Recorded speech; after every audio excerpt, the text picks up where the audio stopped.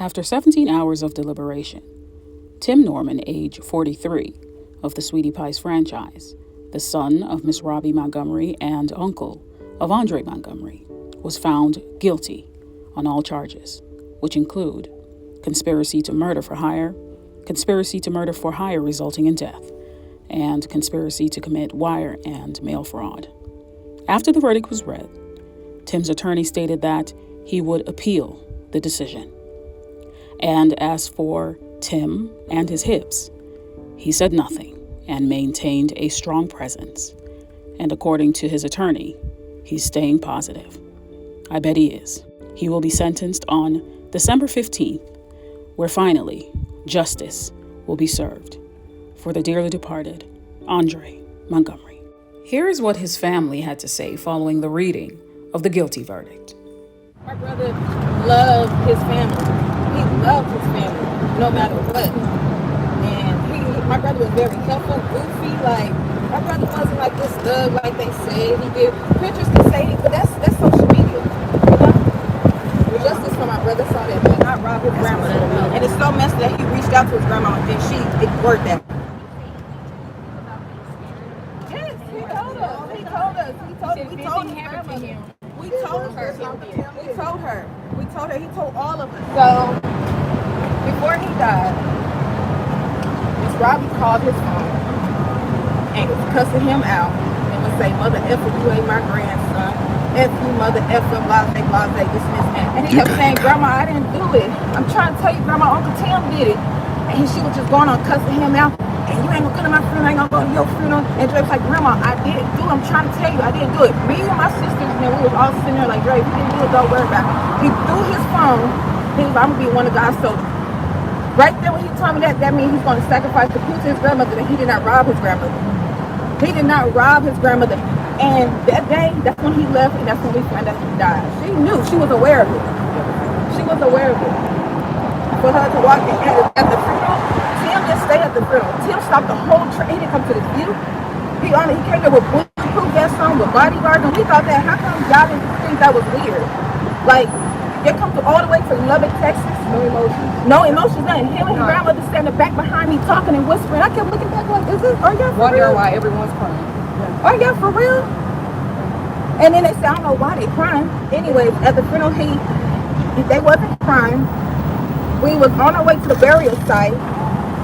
Tim stopped the whole traffic. My thing is this: why would you allow your son to stop the traffic to catch what flight? This is important. This is your nephew's funeral. Your only nephew from your brother only had one child. Why? No one said nothing. No one lifted an eyebrow. No one said anything. I paid attention to all of that. I said, yeah, they did it. They got something to do with it. To catch a flight to LA, that's not that important. You didn't go to his wake. You just want to make sure he was dead. And that's what you did. And you left. My mother, he would call my mother to send money and food. My mother would buy pizza out here to feed him. My mother was doing all of that. That was a lie. They had my brother out here in a slump. They had this to say about Andre's living conditions. It had a rusty stove inside of it. It's the bed, the cup, like a Salvation cot. Two little iron metal-looking chairs.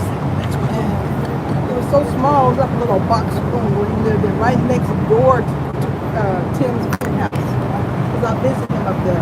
And I was asking him, why are you living like this? He said, well, this is why I have to live here. And he would go to work when he called the driver. Not using Tim's cars. Because we went down to the bottom garage, and there was 3 cars down there. He said, these are Tim's and Grandma's cars. He gave me 3. And I said, well, can you drive these? He said, no. I have to call the driver to take me to work and bring me back here.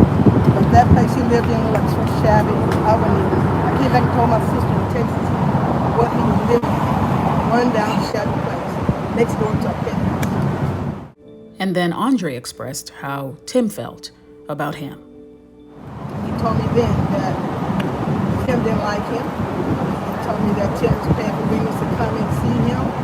But whenever Andre went over to Tim to visit, Tim got mad because Venus always turned toward Andre for attention. They wanted to give their attention to him. So Tim told him he wasn't allowed to come back over anymore.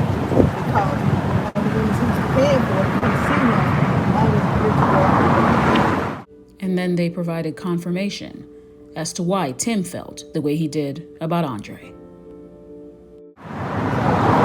think Tim was jealous? He's very jealous. Look at it. Tim's a Norman. Andre's a Montgomery. He's the last lineage of the Montgomery family. So if anything happened to Miss Robbie, it would go to Andre. Tim did not. Because he wanted to make sure he got whatever left over his mom because he was greedy. And he was willing to take his nephew's life. And anybody else, I wouldn't be surprised if he had influence on his mom. That's how bad he was greedy for money. Then the family addressed the accusation that Andre had stolen money from Miss Robbie by saying this. If Dre had robbed Miss Robbie, he would have been flashing everywhere. He would have been having his friends all decked out, he would be driving limousine, making flights, living large. Dre didn't do that. There's no way he would have did that. He's not a thief. Dre is not a thief. It's good to see the judicial system work as it's intended. If you haven't already, remember to like the videos as it helps to support our channel. Subscribe and turn on your notification bell, and please watch when you're notified. I'd really appreciate it. And lastly, stay tuned for more. I'll catch you in the next one. Take care.